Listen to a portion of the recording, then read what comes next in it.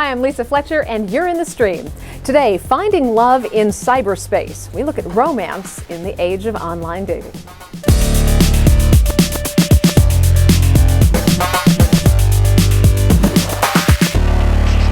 Our digital producer, Malika Bilal, is here looking out for your live feedback. Malika, a lot of positive feedback, people telling us they use the internet to sustain relationships, to find relationships, but then we've also got some really good horror stories today. Really good ones. And so, of course, we asked our community to complete the phrase, my worst online date. And they did. This one from Stacy on Twitter.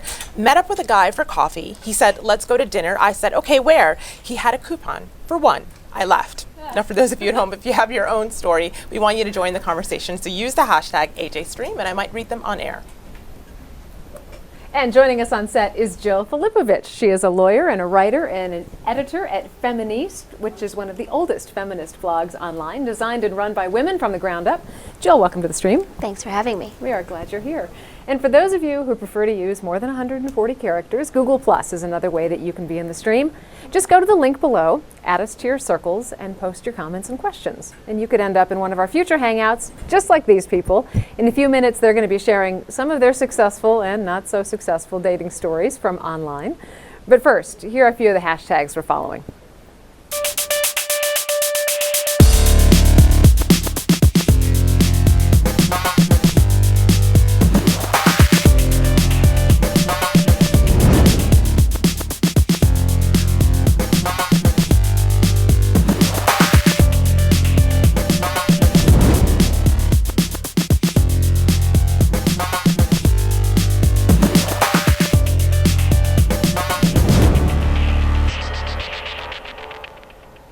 Busy schedules, a lack of options, heartbreak, and plain old bad luck are a few of the reasons why many in the U.S. have turned to matchmakers for help in the romance department. But before the internet came along, there were video dating companies. Take a look. Hi, I'm Maurice. I'm an executive by day and a wild man by night. I'm looking for the goddess. Are you the goddess? Hi, Mom. I'm interested in most phases of data processing. And you know that a journey always begins with the first step. And I hope that if you like what I'm trying to say, or you'd like to know more about me, to please write.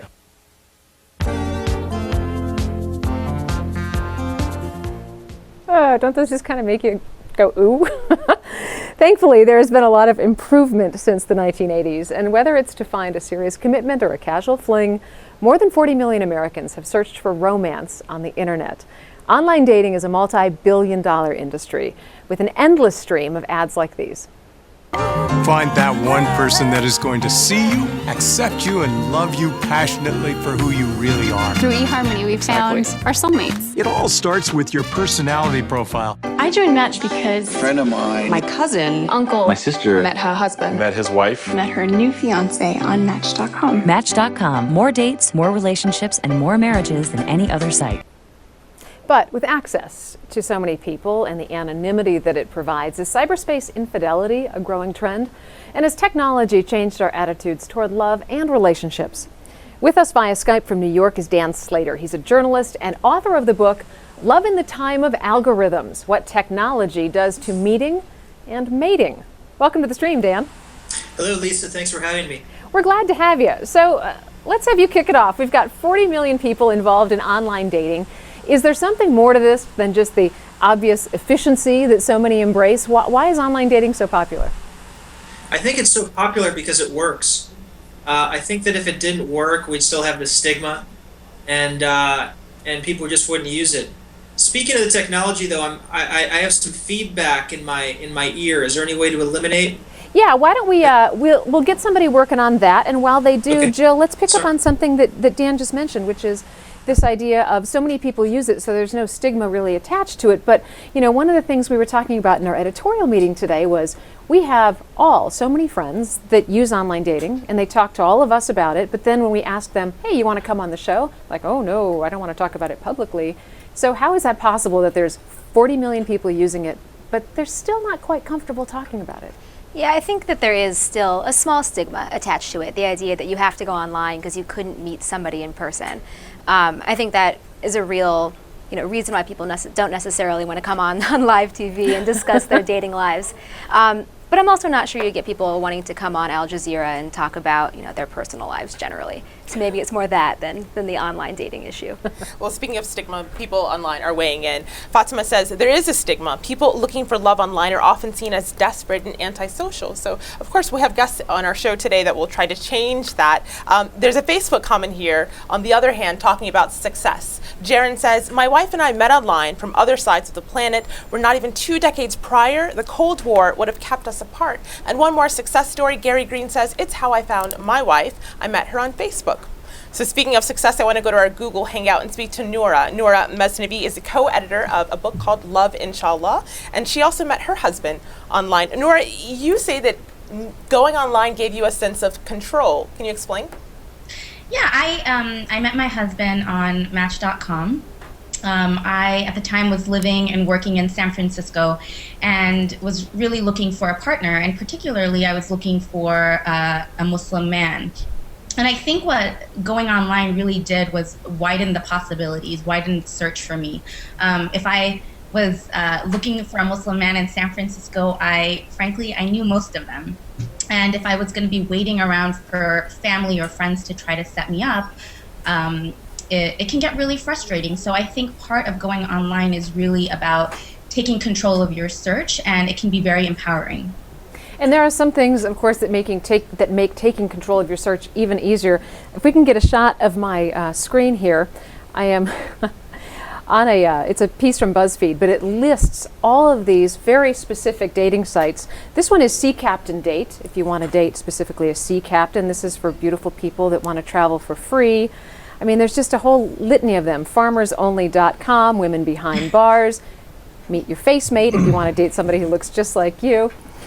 Jill, talk about the positive aspects of being this specific when you're looking for someone to spend time with. Sure. I'm a big proponent of always having deal breakers when you date and having a pretty good idea of the person that you are and the person you want to be with. I think women are often told that we're being too picky, that we should settle, that we should want to marry the first man that wants to marry us. And I think those messages are really sexist and really harmful. I think online dating, not only gives you sea captains, if that's who you want to target, and clowns and face mates, but it also gives women the opportunity to approach men in a setting that is deemed socially acceptable, which I don't think necessarily happens as much in real life. And it gives women a safe space to reject men who they're not interested in. Whereas, if you're sitting in a bar and a guy comes up to you and buys you a drink, there can sometimes be a sense of obligation to talk to him and engage. And it frankly wastes both people's time. Yeah. So, Dan, in a way, when you look at this, online dating could also kind of be viewed as gambling, right? You go to the table, you pay a little money, you win, and then you think, oh, I could do that again, but maybe I could win more. So you do it again, and it's sort of this seduction where you think you can keep doing better. Does that kind of also transfer to this idea of online dating where you keep raising the bar? I think it's the gambling without the downside. So you don't lose much, and I think that is an important element of it all, because I think one of the things online dating is doing is that it's making a lot of people out there feel as though others are sort of more replaceable than they were in the past. It's become easier to move on from sort of relationship to relationship. So I guess it's like a form of gambling, but it's sort of more like the grass is always greener. It's is there a better relationship around the corner? Which destabilizes relationships in general if you're setting your expectations too high or unrealistic expectations. I think that it destabilizes a certain kind of relationship. I think that online dating is threatening to a relationship that is on the fence, maybe a relationship that isn't very strong. I think that for a strong relationship, the people in it aren't going to be hanging out on an online dating site looking for the next best thing, just because one of the benefits of being in a good relationship is that part of your life is settled, right? And you can go kind of focus on other things. But I certainly think that people are dating more as a result of online dating, and I think that the bar for happiness and their expectations have been raised a little bit, which is probably a good thing. Well, our community agrees with you in some part. Chiz on Facebook says, technology has made relationships harder. These days, conversation becomes texting, arguments become phone calls, and feelings become status updates. And there's a tweet from Safia who says, relationships are more disposable when the perfect match could be the next click. Dan, which seemed to be what you were saying, that there's this fear of missing out. Well, there's a couple sides to it, right? So there's the side of we have higher expectations because we can afford to, because we have so much more choice, than we did in the past. The other side of that is that almost by definition, that will mean more relationship breakup because it's easier to move on. And, I think it's a testament to just how big of an advancement online dating is that we now have to deal with these two realities that are such a break from all of human history. So, Jeffrey Ellinger, I want to go to you in our Google Hangout. You're a writer and a blogger. You've had your share of online dates.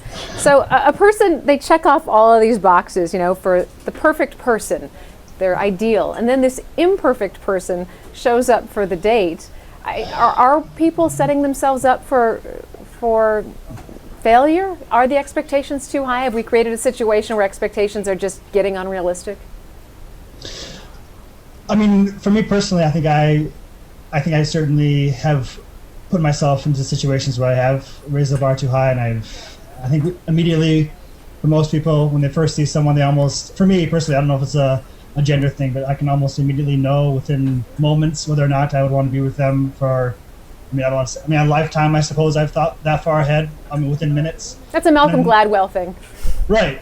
And the thing with online dating, this can happen exponentially, like as Dan was saying, is that this can happen. I met someone actually who had gone on 11 dates in 11 days, so theoretically this could have happened to them, 11 times, where they met someone whether or not they wanted to marry them. I don't know, just the amount of times it can happen just kind of is mind-boggling to me. Jeffrey, and one of your blog posts, because you're a blogger in Minneapolis, you say that you had a hard time coming up with a decent reason as to why you stopped seeing someone. So do you find yourself just looking for reasons? No, not necessarily. I guess a lot of it is the amount of choices, but I guess, and the flip side of that is that I've been on the other side of that, where I think there's been plenty of times where I've met women and they've met me, and whatever that they saw online is not what they expected, maybe, or I wasn't what they thought of when they were a girl and they were going to get married, and this online person wasn't. I don't know, I guess I described it as a Mobius strip, where I'm just kind of caught in this weird sea where I'm just kind of always, I don't want to say discontent, but certainly always meeting a group where they're great people, but it doesn't work out, with another group where I just immediately, maybe it's my personality type, where I immediately will fall in love, but then with online dating, you can just always go back the next day and meet somebody new, but it's not necessarily. There are people that argue that infidelity is one of the downsides of online dating and so much accessibility online. And infidelity is, at times, associated with those in power right here in Washington, D.C., where it's witnessing its fair share of scandal. For the second year in a row, Ashley Madison, an online cheating service whose slogan is "Life is short, have an affair," has voted Washington, D.C. as America's least faithful city. The founder of the website says that living in D.C., it's crucial to keep up appearances, and therefore adultery has become a way of life for many of the city's most powerful residents. And Jill, this article goes on to say that cheating is not widespread in the United States. However, there's been an increase in infidelity among women from 1991 to 2010, from 11 to 14%. And Ashley Madison says it sees a spike in business after Valentine's Day that is driven by women. So, do you want to take a stab at why online dating, and more specifically in this case, online cheating, is seeing an increase with women? Well, I would imagine that more women are cheating just because more women have more freedom now. We don't have to be dependent on a husband to provide for us. We have jobs, we can pay our own way. All of those things are going to make it easier for women to feel like they can step out on their relationships. Now, obviously, I don't condone cheating, and I don't think that cheating, is a feminist action. But I do think that fundamentally, women and men are much more similar than we are different. And so it's not really that surprising to me that when women now have rights that are coming up to what men have had for a very long time, that we start to behave similarly. Well, Dan Carl here on Twitter is chiming in on the infidelity note. He says infidelity is not due to opportunity; it's due to a feeling of unhappiness and or being trapped. You can't be carnal online, he adds. But Dan, with your thoughts on that, I want to know what you think of online sites, paid versus free. Do these sites help encourage you to come back and become a return customer, per se? There is a tension there. I mean, others have pointed this out. I talk about this in my book, a fair amount, and it's the tension between the business model of an online dating site, which is obviously that they want you to be on their site as much as possible, because that's how they make money, whether it's a paid site or a free site. On the other hand, they want to be successful for you, and successful for a lot of users means get me, a committed relationship. So it winds up in this weird sort of situation where success for a dating site also means failure for a dating site, because once they're successful for their user, they've lost a revenue stream. So Dan, your book is Love in the Time of Algorithms. Is there a science to all of this? Does math a match make? It depends who you ask. If you're talking to the CEO of a company like eHarmony, they will say absolutely. Punch a button with your mouse and your soulmate pops up. If you talk to social scientists and academia, they will say that's a bunch of hogwash. They'll say in 80 or 100 years of relationship science, there's no ability that anyone's ever shown to predict the compatibility levels between a couple of people who've never met. I think the answer, the truth, the reality is probably somewhere in the middle. I interviewed a little over 100 online daters for my book, and just on an anecdotal level, one of the things I heard a lot is that the people who were happy with online dating thought that online dating sites were becoming pretty good at predicting whether or not they would hit it off with someone on a first date. So that's a pretty good innovation, but I think anyone who's ever dated knows that, having a good first date with someone, there's a huge leap between that and a successful 50-year marriage. Amma Yassin, you're the co-founder of LoveEssence.com. Talk about that leap, and how likely are these sites to make long-lasting love matches? I think that I agree that there is a tension, but I think that that tension is ameliorated by the fact that when you have a successful couple, that successful couple goes on to tell other people, we found our soulmate on XYZ website. And so that drives more customers, that improves the industry. People begin to think of online dating as a viable solution to their love issues. And so I think that, that tension is the second part of your question. I don't think that there are any secret formulas. I think that online dating sites have to certainly try to create an atmosphere which is conducive to connection and fostering love. But is there a secret formula? Certainly not.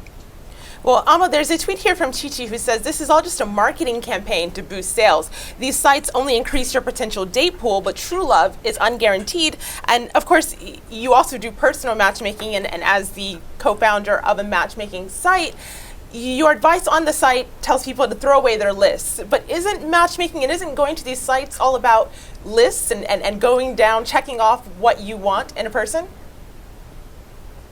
Oh, thank you for asking me that question. I appreciate it. So yes, I tell people, throw away your list that says, I need a man who's 6'2", makes $500,000 a year. So does that mean you give up your standards? No. I advise people to focus on the kind of love that they want to attract into their lives, the type of feeling that they want to have, to meditate on that, and to use all opportunities at their disposal. So those opportunities include online dating sites, referrals from family members, going out and having a social life. I think that everyone should use everything available in their toolkit while continuing to meditate, not on the kind of man, but on the kind of love that they want, or not on the type of woman, but the type of love that they want. Speaking of love, Jill, do you think that online dating has sort of shifted people's purpose for a relationship? I mean, the metric used to be marriage, and has that changed? I think that has changed, but I think that's a good thing. I think a wider variety of relationships that are respected socially and that people enter into are positive. Men and women today are marrying later than ever in human history. And people that get married later and that have higher levels of education tend to have more stable marriages. They tend to be wealthier, and they tend to be happier. So I think all of those things are positive and good and are a real outcome of increased gender equality.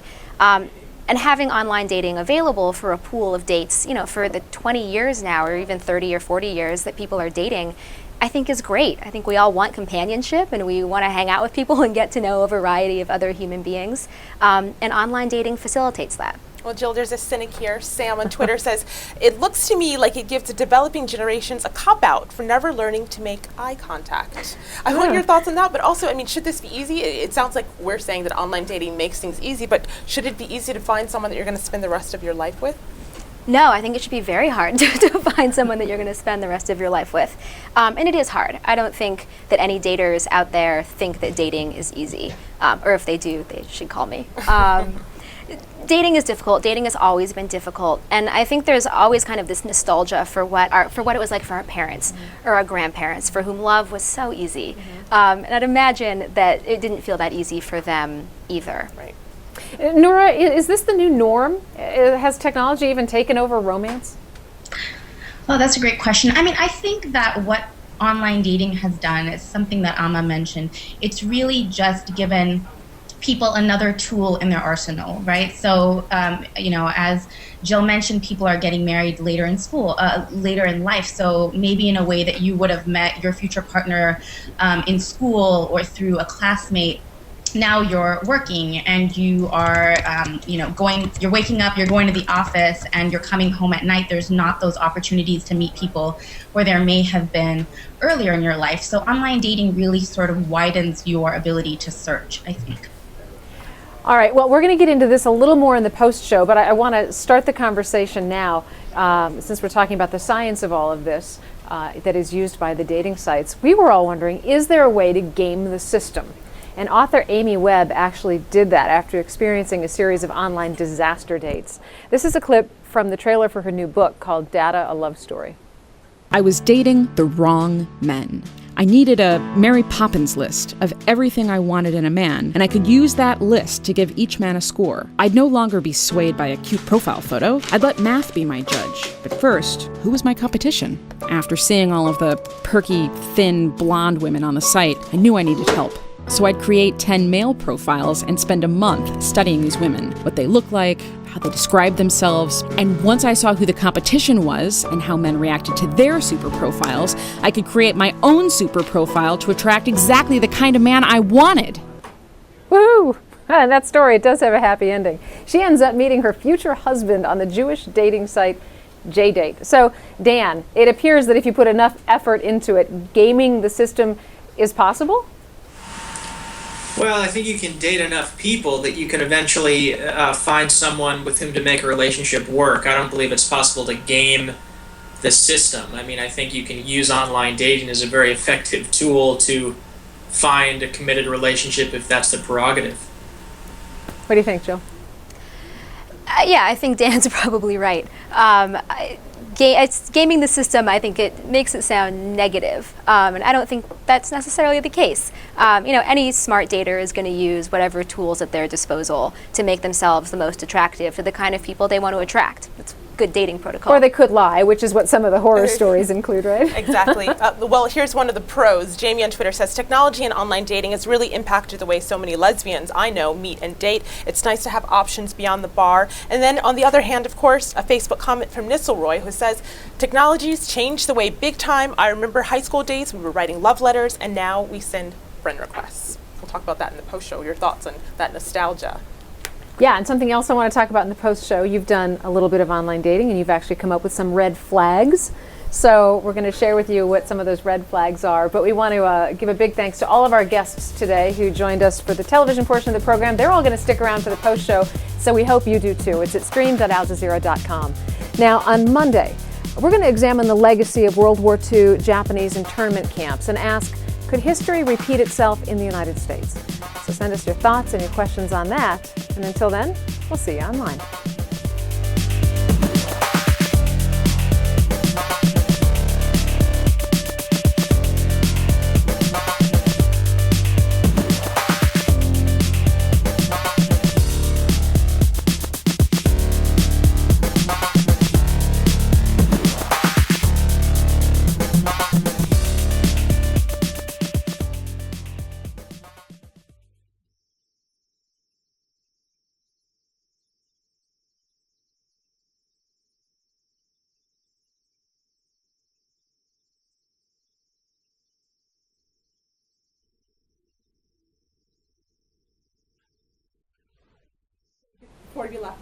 Welcome back to the Streams Online Post Show. We are discussing the online dating industry and whether it's changed our views toward love and relationships. Still with us are Jill Filipovich, Dan Slater, and our Google Hangout panel. Before we left the main portion of our show, Jill, there was a Facebook comment here looking with nostalgia at times of our parents, as you mentioned earlier. I remember during my high school days, we were experts in writing love letters, but now we only send a friend request, a comment, and a ping. Has romance completely changed? No, I mean, I wish I went to high school with that guy then, because I was in high school before Facebook, and I certainly was not getting any love letters. Love letters. I was also a total dork, so maybe that was the problem. But yeah, I mean, of course, different mediums of communication are going to change the way that we communicate. I'm sure when the telephone was invented, there were all kinds of naysayers, complaining about how we're no longer meeting in person and you don't have to come and, meet a girl's dad and ask him to take her out. And just like that with the internet, people, of course, now complain that too many modes of communication make it impersonal. Right. And I don't think that that's totally wrong, but at the same time, human beings are always coming up with new and exciting ways to meet each other and to connect. I know plenty of couples, and I've met plenty of friends, who are people that I knew on Twitter or that I engaged with through the feminist blogosphere, who I otherwise met through social media and through the internet, who are now, real live human beings in my real life off the computer life. So, you have spent some time doing a little online dating, and enough that you have been able to come up with some red flags. Tell us about what your red flags are. Sure. So I have a wide variety of these, but a big one is anybody that says no crazy chicks or no drama. If somebody's meeting enough crazy people and has enough drama that they feel the need to put that in their online dating profile, Right. The problem's probably them. I also can't imagine that I would be reading somebody's dating profile and see no crazy chicks and think, well, okay, I'm crazy, so I'm not going to message this person. Doesn't work. Another one of my big ones is men that will date women, 10 years younger than them, but not a year older. Yeah. Even if I'm within their age range, if you're 39 years old and you won't date another 39 or 40-year-old woman, but you'll date a 21-year-old, something is off about you and your priorities. Exactly. Amma, any red flags on your end since you are the co-founder of a dating site? Different websites lend themselves to lying. So, for example, some websites allow people to write their income amounts, etc. I mean, anything that just sounds too canned, incomes that sound too high, jobs that sound too glamorous. A lot of people use online dating to sort of create a fantasy world for themselves. So I just think that, sometimes if it sounds too good to be true, it is. Dan, do you think people are giving away too much information? I mean, I had one of my girlfriends tell me that when she signed up for one of the major online dating sites, she actually spent 6 to 8 hours filling out all of the questions and summaries about herself and views of life. And is it just too much? Is it better to have a little left to the mysterious part of life? I have a few different answers to that. I think it is good to have some mystery, to have something left to discover in an actual offline relationship, right? Which is kind of where the relationship has to develop, if it's going to develop at all. It doesn't occur online. But I think that if a relationship goes well, and if a couple people are sort of meant to be together, so to speak, then you look back and maybe they revealed a lot at the beginning, or maybe they didn't. But if something doesn't go well, then you can always look back and you can sort of point to, well, it was too much information and that was the culprit. So I think there is a tendency to kind of look back when things don't work out and say, oh, I revealed too much. I think that, on the other hand, one of the things that all this information about us online is doing is it is making people very paranoid and very anxious at the beginning of a relationship when they're trying to figure out who a person is, what are his or her intentions.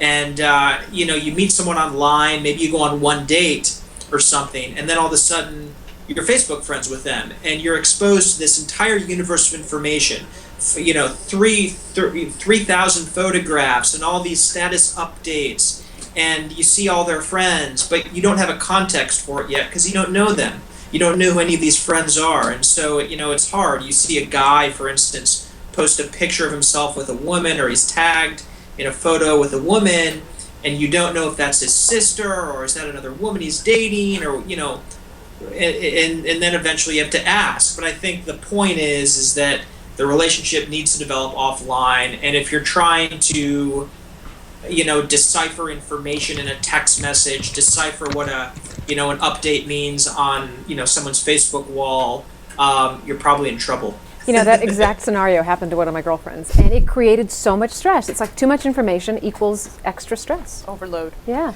Our community members are bringing up things about the culturally specific sites. Lee Goldberg on Twitter says dating sites like JDate, etc., put the users in a religiously and racially isolationist light. It's not very positive. And Tassan says, and look at what happens when someone outside of those religious/racial groups tries to join in. They're accused of fetishizing. Amma, of course, I'm going to go to you with this one because you run a site that's specifically for African American women, but for men of all colors who like African American women. Tell us about your reasons behind that.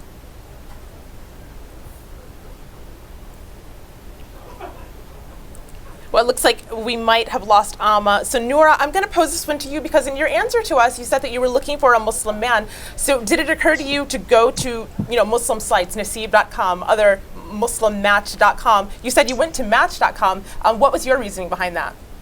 So I did frequent some of the Muslim sites, and in those sites I found I was looking for specifically an American Muslim man, and I saw on some of the Muslim sites that there were a lot of men from other countries who might have been looking for an American Muslim woman.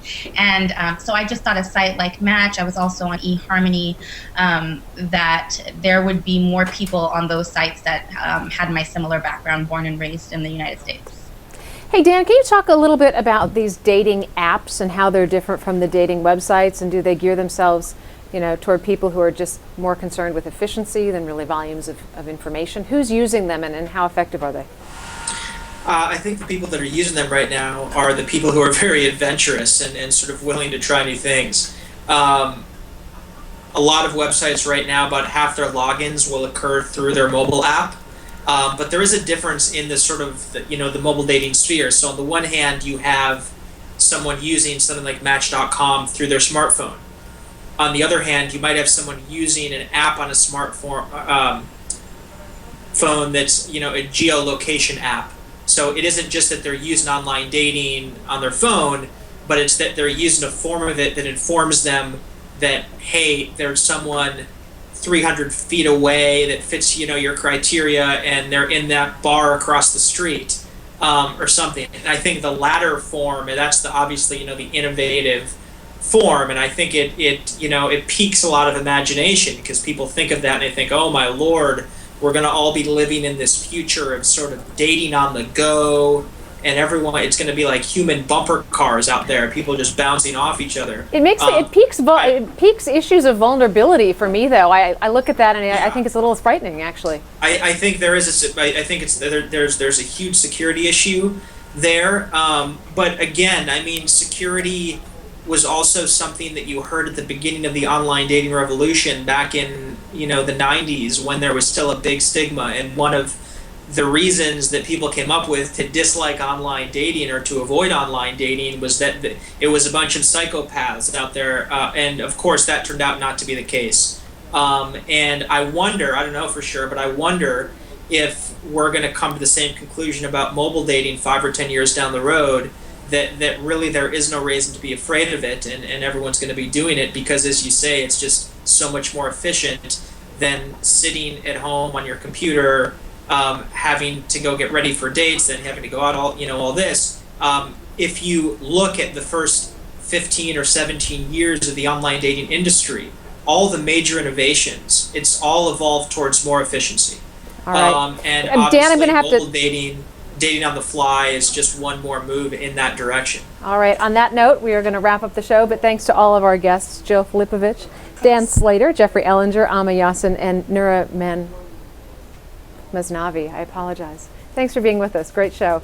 Now, on Monday, we are going to examine the legacy of World War II Japanese internment camps and ask, could history repeat itself in the United States? So, in between now and then, send us your questions and your thoughts on that, and we'll see you online.